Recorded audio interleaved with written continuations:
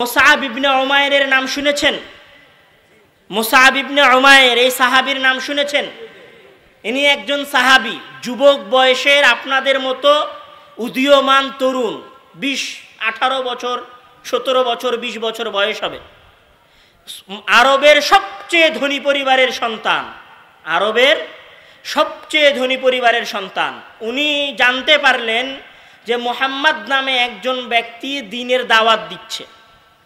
উনি ওই সময় পুরো আরবের সবচেয়ে দামি পোশাক পরিধান করে, আর ওই সময় শরীরে পুরো আরবের সবচেয়ে দামি সুগন্ধি ব্যবহার করে, এবং ওই সময় উনি সওয়ারি হিসেবে ওই সময়ের সবচেয়ে দামি উট ব্যবহার করে। উনি শুনলেন যে মুহাম্মদ নামে একজন ব্যক্তি আল্লাহর দিকে দাওয়াত দিচ্ছে, আসলেন, ইসলাম কবুল করলেন। ইসলাম কবুল করার পরে তার মা জানতে পারলেন যে আমার ছেলে মুসআব ইবনে উমাইর সবচেয়ে ধনী পরিবারের সন্তান, সবচেয়ে ধনাঢ্য পরিবারের সন্তান, বাবার কোটি কোটি টাকা, নিজে সবচেয়ে অভিজাত জীবন যাপন করে, 1000 কোটি টাকার সম্পত্তি আছে বাবার। উনার মা যখন জানতে পারলেন আমার ছেলে ইসলাম কবুল করেছে, তখন মা বাধা দিলেন ইসলাম থেকে ফিরে আসতে বাধ্য করার জন্য। ছেলে ফিরে আসলেন না, ছেলের পায়ে জিঞ্জির লাগিয়ে ঘরে বন্দি করে রাখলেন, ছেলে ফিরে আসলেন না। তারপর ছেলেকে ত্যায্য পুত্র করলেন। ত্যায্য পুত্র করা বোঝেন? ছেলেকে ত্যায্য পুত্র করলেন মানে আমার যত অর্থ সম্পত্তি আছে, যত টাকা পয়সা আছে, যত ধন দৌলত আছে, এসবের তোমার উপরে কোনো কি থাকবে না, অধিকার থাকবে না, যদি তুমি মুহাম্মদকে অস্বীকার না করো। ছেলে বলল, সালাম, আপনার অর্থ সম্পত্তি, আপনার টাকা পয়সা, আপনার অভিজাত্য, আপনার অভিজাত জীবন, আমার দামি পোশাক, আমার দামি আতর, আমার দামি উট, আমার মার্সিডিজ গাড়ি, আমার BMW, আমার iPhone 14 Pro Max, আমার অডি, আমার বিলাসবহুল বাড়ি, সব আপনাকে দিয়ে দিলাম। বিনিময়ে আমার হৃদয়ে যে ঈমান আছে সেই ঈমানটা আমি বাকি রাখলাম, এটা হচ্ছে ঈমান। সব কিছু ছেড়ে দিলেন। রাসূল সাল্লাল্লাহু আলাইহি ওয়াসাল্লাম এবং আল্লাহর উপরে ঈমান এনেছেন এই কারণে। কেন ছেড়ে দিলেন? আল্লাহ এবং তার রাসূলের উপর ঈমান এনেছেন এই কারণে। শুধু এখানে ঘটনা শেষ হয়ে যায়নি। মুসআব ইবনে উমাইর হিজরত করে হাবাসায় গেলেন, হাবাসা থেকে হিজরত করে মদিনায় গেলেন। বদরের রাসূল সাল্লাল্লাহু আলাইহি ওয়াসাল্লাম তাকে ইসলামের ইতিহাসের প্রথম শিক্ষক করে পাঠালেন। তিনি শিক্ষা দিলেন। সবচেয়ে ধনী পরিবারের সন্তান, ছেঁড়া কাপড় পরে দ্বীনের দাওয়াত দিচ্ছেন। ঘটনা এখানেই শেষ নয়। মুসআব ইবনে উমাইর উহুদের যুদ্ধে অংশগ্রহণ করেছেন। উহুদের যুদ্ধের নাম শুনেছেন? উহুদের যুদ্ধে অংশগ্রহণ করেছেন। আপনারা জানেন যে উহুদের যুদ্ধে মুসলমানেরা প্রথমে বিজয় লাভ করে, প্রথম দিকে বিজয়ী হয়। তো রাসূল সাল্লাল্লাহু আলাইহি ওয়াসাল্লাম যেই জায়গায় দাঁড়িয়ে উহুদের যুদ্ধ করছিলেন, সেই জায়গাটা হচ্ছে এমন জায়গায় যেখান থেকে মানুষ পিছন দিয়ে ওনার উপরে হামলা করতে পারবে। উনি এরকম একটা জায়গায় দাঁড়িয়ে যুদ্ধ করছিলেন। তো উনি ওনার 50 জন সিপাহীর একটা বাহিনী পিছনে রেখে দিলেন যে তোমরা এখানে থাকো, এখান থেকে নড়বা না, আমি সামনে গিয়ে যুদ্ধ করে ফিরে আসবো। তারপরে রাসূল সাল্লাল্লাহু আলাইহি ওয়াসাল্লাম আল্লাহর নাম নিয়ে যুদ্ধ শুরু করলেন। যুদ্ধে কাফেরেরা পরাজয় বরণ করতে থাকলো, মুসলমানেরা খুশিতে গনিমতের মাল সংগ্রহ করতে লাগলো, মানে যুদ্ধে মুশরিকদের ছেড়ে যাওয়া সম্পত্তি সংগ্রহ করতে লাগলো। এইটা দেখে পেছনের ওই তীরন্দাজ যারা 50 জন ছিল, ওরাও ওই জায়গা ছেড়ে এসে ওই গনিমতের মাল সংগ্রহ করতে লাগলো। ওই সময় কাফেরদের মধ্যে একজন ব্যক্তি ছিলেন, নাম হচ্ছে খালিদ বিন ওয়ালিদ। নাম শুনেছেন? পৃথিবীর ইতিহাসে, ইসলামের বাইরে এবং ইসলামের ভেতরে, পৃথিবীর ইতিহাসের শুরু থেকে নিয়ে শুরু করে আজ পর্যন্ত থেকে আদায় করছেন না, আল্লাহ তাআলা আপনাকে জান্নাতে দিবেন। আপনি মনে করেন আপনি মুমিন, আপনার মনে হয় যে আপনি মুমিন বান্দা আল্লাহ। ঘটনা এখানে শেষ হয়ে যায়নি। মুসআব ইবনে উমাইর সৌদির সবচেয়ে, ওই সময়ের আরবের সবচেয়ে ধনী পরিবারের সন্তান, 2 হাত বিলীন হয়ে গেছে, বাহু দিয়ে পতাকা ধরে আছেন। বাহু দিয়ে পতাকা ধরে থাকার পরে ইবনে আমআ তলোয়ার তার বুকের মধ্যে গেঁথে দিলেন। মুসআব ইবনে উমাইর পড়ে গেলেন, শাহাদত বরণ করলেন। রাসূল সাল্লাল্লাহু আলাইহি ওয়াসাল্লাম যুদ্ধ শেষ হয়ে যাওয়ার পরে মুসআব ইবনে উমাইরের পাশে আসছেন আর অশ্রুসিক্ত কণ্ঠে আয়াত তেলাওয়াত করছেন যে ওয়ামিনাল মুমিনিনা রিজালুন সাদাকু মা আহাদুল্লাহ ওমিনাল মুমিনিনা রিজালুন সাদাকু মা আহাদুল্লাহ, নিশ্চয় মুমিনদের ভেতরে এরকম ব্যক্তি আছেন সাদাকু, যারা সত্য ওয়াদা রক্ষা করেছে, মা আহাদুল্লাহ, যা তারা আল্লাহর সাথে করেছে। শেষ হয়ে গেছে। রাসূল সাল্লাল্লাহু আলাইহি ওয়াসাল্লাম যুদ্ধের মাঠ পরিদর্শন করার জন্য এসেছেন।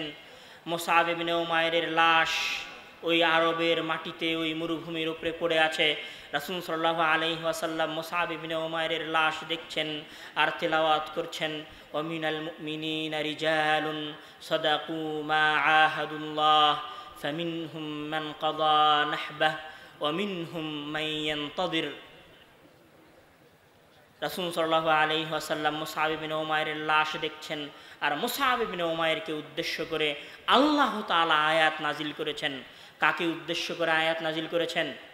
মুসআব ইবনে উমাইরকে উদ্দেশ্য করে আল্লাহ তাআলা আয়াত নাজিল করেছেন। সে আয়াত আল্লাহ রাসূল সাল্লাল্লাহু আলাইহি ওয়াসাল্লাম তার লাশের পাশে তেলাওয়াত করছেন যে ওমিনাল মুমিনিনা রিজালুন, মুমিনদের মধ্যে এরকম অনেক মানুষ আছে, সাদাকু, যারা আল্লাহ তাআলার সাথে দেওয়া ওয়াদা রক্ষা করেছে, ফামিনহুম মান কাদা নাহবাহ, তাদের মধ্যে অনেকেই এই ওয়াদা রক্ষা করতে গিয়ে মারা গেছে, অর্থাৎ মুসআব ইবনে উমাইর মারা গেছে। মুসআব ইবনে উমাইরের কথা এখানে শেষ হয়ে যায়নি। বুখারীতে মুসআব ইবনে উমাইরের ঘটনা এসেছে যে বুখারী শরীফে মুসআব ইবনে উমাইরের ঘটনা এইভাবে এসেছে যে রাসূল সাল্লাল্লাহু আলাইহি ওয়াসাল্লাম আমরা যখন মুসআব ইবনে উমাইরের লাশ দাফন করতে যাচ্ছি, ফাইদা মুসআব ইবনে উমাইরের শরীরে আছে তারাকা নুমরাতান। মুসআব ইবনে উমাইর, শুরু থেকে শোনেন, আরবের সবচেয়ে ধনী পরিবারের সন্তান, কোটি টাকার সম্পত্তির মালিক,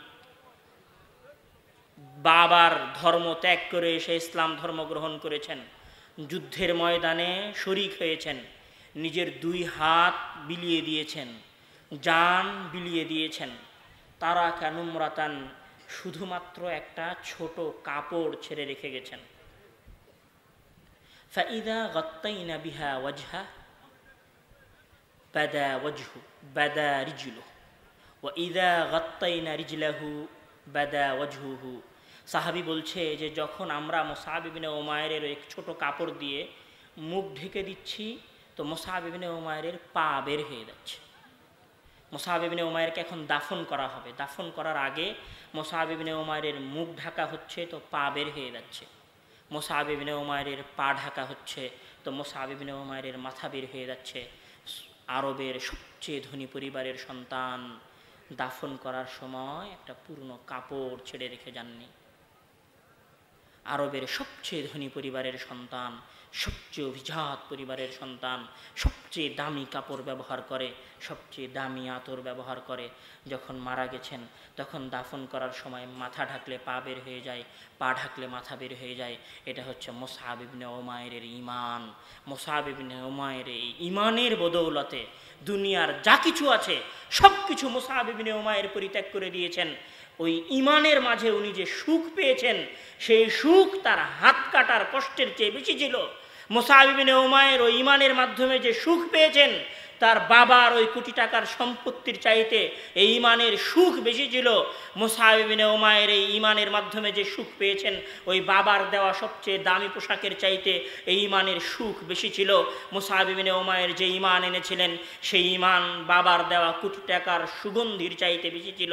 এটাই হচ্ছে ঈমানের লাজ্জাত, ঈমানের স্বাদ, হালাওয়াতুল ঈমান, ঈমানের স্বাদ, ঈমানের লাজ্জাত। আপনি যদি ঈমানের স্বাদ পেয়ে যান, ঈমানের লাজ্জাত পেয়ে যান, ঈমানের স্বাদ আস্বাদন করতে পারেন, তাহলে দুনিয়ার কোনো কষ্টই আর আপনার কাছে কষ্ট মনে হবে না। আম্মার ইবনে ইয়াসির আলু ইয়াসির নাম শুনেছেন আপনারা অনেক সময়। পুরো পরিবার ইসলাম গ্রহণ করেছেন। ইয়াসির নিজে, তার স্ত্রী সুমাইয়া, তার ছেলে আম্মার এবং তার ছেলে আব্দুল্লাহ, পুরো পরিবারের 4 জন সদস্য ইসলাম ধর্ম গ্রহণ করেছেন। একদম শুরুর পর্যায়ে রাসূল সাল্লাল্লাহু আলাইহি ওয়াসাল্লামের নবুয়ত আসার 4র্থ এবং 5ম বছরে ইয়াসির এবং তার পুরো পরিবার ইসলাম ধর্ম গ্রহণ করেছেন। সেই সময় রাসূল সাল্লাল্লাহু আলাইহি ওয়াসাল্লামের কাছে শক্তিও নেই, ক্ষমতাও নেই। রাসূল সাল্লাম নিজেও নির্যাতিত, সাহাবায়ে কেরামও নির্যাতিত। মক্কার বাইরের তপ্ত মরুভূমিতে ইয়াসিরের পরিবারকে নির্যাতন করা হচ্ছে, ইয়াসিরের পরিবারের উপর অত্যাচার করা হচ্ছে।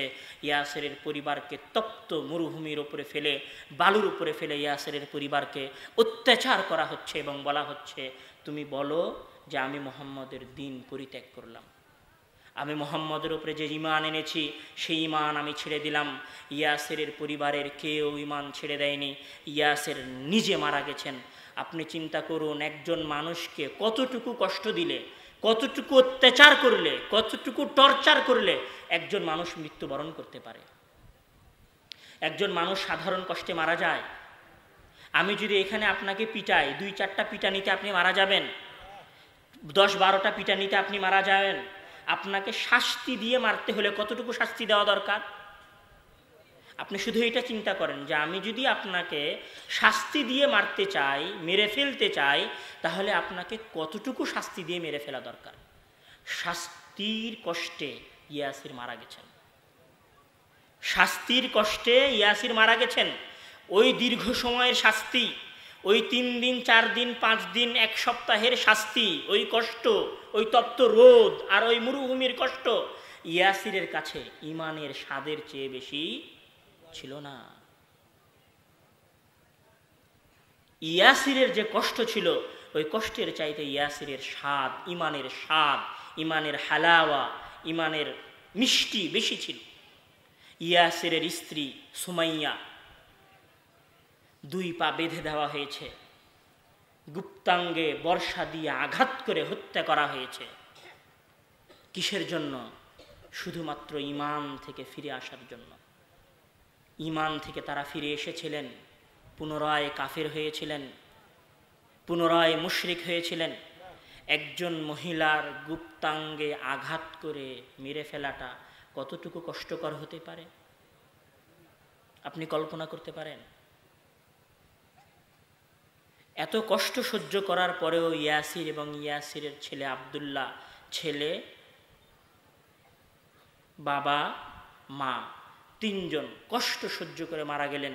ইসলামের ইতিহাসের প্রথম শহীদা, ইসলামের ইতিহাসের প্রথম শহীদ। রাসূল সাল্লাল্লাহু আলাইহি ওয়াসাল্লাম ওই নির্যাতনের দৃশ্য দেখছেন আর বলছেন, সবরান ইয়া আলা ইয়াসির মাওঈদুকুমুল জান্নাহ, সবরান ইয়া আলা ইয়াসির মাওঈদুকুমুল জান্নাহ। হে ইয়াসিরের পরিবার, তোমরা ধৈর্য ধারণ করো, মাওঈদুকুমুল জান্নাহ, তোমাদের জন্য জান্নাত অপেক্ষা করছে। হাযিহি হিয়া হালাওয়াতুল ঈমান, এটা হচ্ছে ঈমানের স্বাদ। ঈমানের স্বাদ হচ্ছে আম্মার ইবনে ইয়াসিরের স্বাদ। ঈমানের স্বাদ নিতে হলে আম্মার ইবনে ইয়াসিরের মতো মুমিন হতে হবে। ঈমানের স্বাদ নিতে হলে ইয়াসিরের মতো মুমিন হতে হবে। ঈমানের স্বাদ নিতে হলে সুমাইয়ার মতো মুমিন হতে হবে, মুমিনা হতে হবে। ঈমানের স্বাদ নিতে হলে মুসআব ইবনে উমাইরের মতো ঈমান আনতে হবে। ঈমানের স্বাদ নিতে হলে বেলালের মতো ঈমান আনতে হবে। তাহলে আপনি পূর্ণ মুমিন হবেন।